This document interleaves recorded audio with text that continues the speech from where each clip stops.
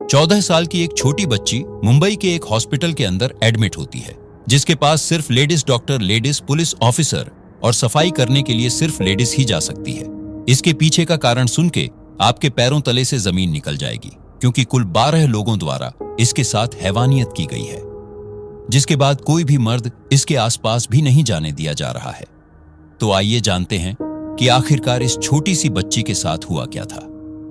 Welcome back to the अड्यूरे Raj study with me, Pune 14-year-old girl case.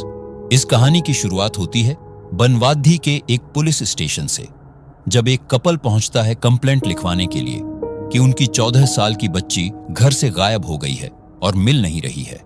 और इसके पीछे का सच ये था कि ये बच्ची घर पर बिना बताए अपने एक दोस्त को मिलने पहुंची थी, पुणे रेलवे स्टेशन पर।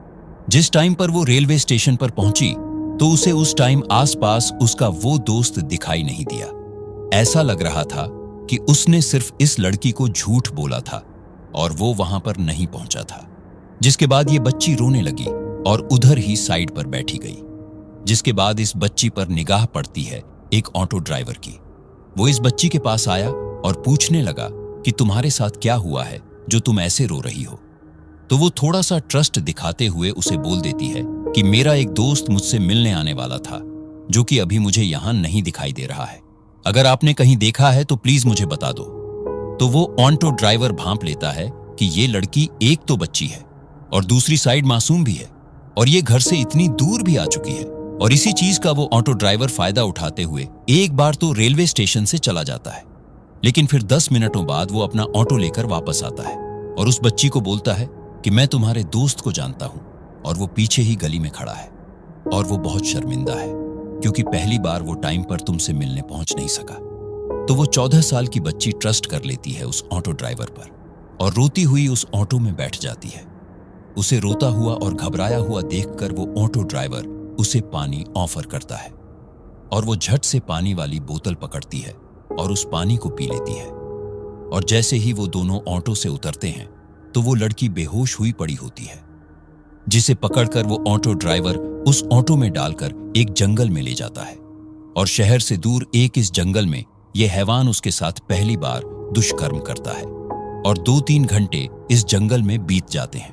और उस लड़की को कुछ समझ नहीं आ रहा था कि उसके साथ ऐसा कैसे हो रहा है। और इसी दौरान अपने मजे लेने के बाद ये ऑटो ड्राइवर अपने कुछ दोस्तों को कॉल कर देता है, जो कि एक होटल में ठहरे हुए थे और सिर्फ एक ही रूम में पूरे 12 लोग थे। लेकिन इस ऑटो ड्राइवर की हैवानियत तो देखिए। इस ऑटो ड्राइवर ने तो ये करतूत कर दी थी, लेकिन अब ये बच्ची को उस ऑटो में डालकर उस होटल रूम में ले जाता है। जिसके बाद अंदर जाते ही वो हैवान इस बच्ची पर टूट पड़ते हैं और अगले पूरे 24 घंटों तक इस बच्ची के साथ वो 12 लोग बार बार दुष्कर्म करते हैं। और ताज्जुब की बात यह थी कि ये होटल शहर के बीचों बीच स्थित था और यहां से बहुत सारी आवाजें तो नीचे जा रही थी जिसे सुननी चाहिए थी, लेकिन फिर भी पता नहीं क्यों सभी ने ये आवाजें इग्नोर कर दी और वो बच्ची ऐसे ही हैवानों के पास पड़ी रही और वो 12 लोग उस पर सारी रात कूदते रहे। वो चिल्लाती रही, वो पानी मांगती रही, वो खाना मांगती रही, लेकिन किसी ने भी उसकी ये बात नहीं सुनी। जिसके बाद अगली शाम को उनमें से ही एक आदमी की इंसानियत जागती है और वो इस बच्ची को पुणे रेलवे स्टेशन पर वापस छोड़ आता है। और ये 12 के 12 लोग ये सोच रहे थे कि ये तो बच्ची है, ये क्या ही किसी को बताएगी, अब ये घर जाएगी और हम लोग इस चीज से बच जाएंगे। लेकिन ऐसा आगे कुछ भी नहीं होता है। लेकिन आगे जो भी आप सुनने वाले हो, उसे सुनने के बाद आपके पैरों तले से जमीन तो निकलेगी ही, लेकिन उसके बाद आपके ऊपर से आसमान भी उड़ जाएगा। अभी अभी 12 से 13 लोग उसके साथ ये गंदा काम करके हटे ही थे कि पुणे रेलवे स्टेशन पर भी सफाई कर्मचारी उसे देख लेते हैं, घबराई हुई और रोती हुई। तो वो लोग उसे उठाते हैं और अपने रूह में ले जाते हैं और उसके साथ फिर वही गंदा काम बार बार अगले 24 घंटों तक करते हैं। वो 14 साल की बच्ची अपनी जान के लिए मिन्नतें करती रही, रिक्वेस्ट करती रही, पर उन हैवान ने उसकी एक न सुनी।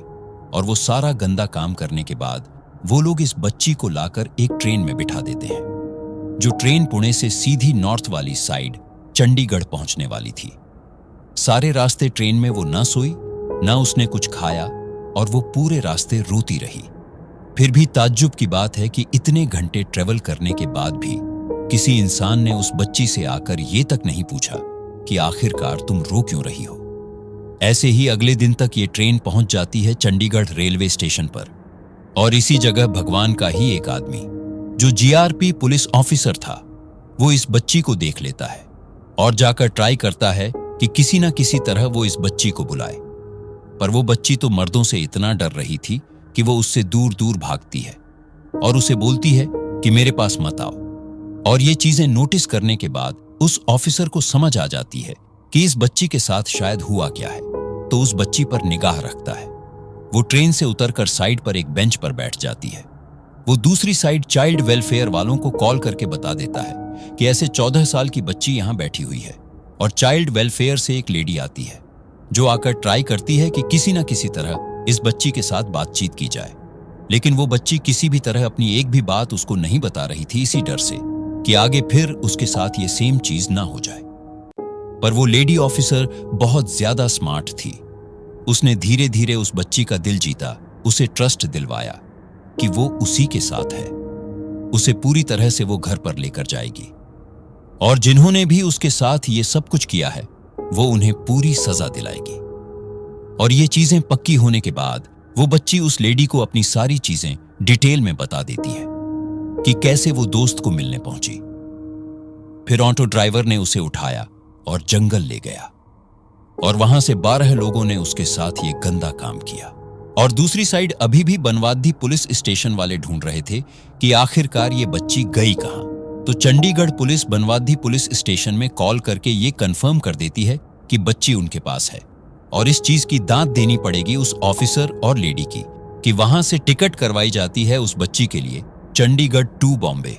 और बॉम्बे पहुंचते ही उसे हॉस्पिटल में एडमिट कर दिया जाता है, जहां पर सिर्फ लेडी डॉक्टर, लेडी ऑफिसर और सफाई कर्मचारी भी सिर्फ लेडी ही अंदर उसके पास जा रही थी। और दूसरी साइड पनवाड़ी पुलिस स्टेशन अपने पूरे जोरों पर लगा हुआ था कि किसी न किसी तरह इन दरिंदों को ढूंढा जाए। तो पुणे पुलिस मिलकर पूरे लगभग 100 से ज्यादा सीसीटीवी कैमरा की फुटेज खंगालता है, जिसके बाद उन्हें उस ऑटो ड्राइवर की फुटेज मिल जाती है जिसके ऑटो में ये लड़की बैठी थी। तो उस फुटेज से उस ऑटो का नंबर निकाल लिया जाता है, जिसके बाद हर एक पुलिस स्टेशन में वो नंबर दिया गया, और कुछ घंटों में ही वो ऑटो ड्राइवर मिल गया। पुलिस पुणे रेलवे स्टेशन के पास ही उस ऑटो ड्राइवर को दबोच लेती है और उसको रिमांड में ले लेती है। इसके बाद इसकी अच्छी तरह से पुलिस मसाज करती है। पिटाई होने के बाद ये ऑटो ड्राइवर उन 12 लोगों के नाम भी बता देता है, और दूसरी साइड सफाई कर्मचारी भी रेलवे स्टेशन से उठा लिए जाते हैं। पर अभी भी ये मामला कोर्ट में चल रहा है। पर क्या दोस्तों, आपको अभी भी लगता है कि जो इस बच्ची के साथ हुआ उसका इंसाफ इसे मिल पाएगा या नहीं? कमेंट करके हमें जरूर बताना। क्या हमारा कानून इस बच्ची को इंसाफ देगा? हमें कमेंट्स करके जरूर बताना। और ऐसी ही बहुत सारी क्राइम से भरी हुई स्टोरीज देखने के लिए मेरे चैनल को सब्सक्राइब जरूर करना। धन्यवाद। जय हिंद, जय भारत।